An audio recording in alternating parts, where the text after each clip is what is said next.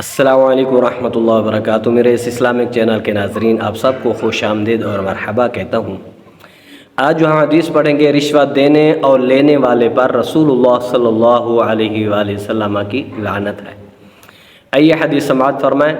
عن عبد اللہ بن عمرو رضی اللہ تعالی عنہ قال لعن رسول اللہ صلی اللہ علیہ وآلہ وسلم الراشی والمرتشی۔ یہ حدیث سنن ابو داؤد شریف کے اندر موجود ہے۔ اس حدیث کا نمبر ہے 3580۔ آئیے اس کا ترجمہ سماعت فرمائیں۔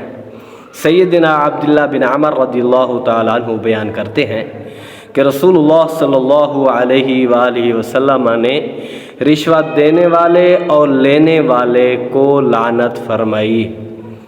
جو رشوت دیتا ہے اس پر بھی لعنت فرمائی، جو لیتا ہے اس پر بھی لعنت فرمائی۔ آج کل دیکھیں کون سا کام ہے جو بغیر رشوت سے ہوتا ہے، تو اس لیے ہمیں چاہیے کہ ہم ایسے کام سے بچیں جس میں برکت نہ ہو، بلکہ اس کی بجائے لعنت پڑے۔ تو ہمیں ایسے کاموں سے بچنا چاہیے، نہ ہی کسی کو رشوت دیں اور نہ ہی کسی سے رشوت لیں۔ یہ حدیث اچھی لگے ضرور سبسکرائب کریں، شیئر کریں اور لائک کریں۔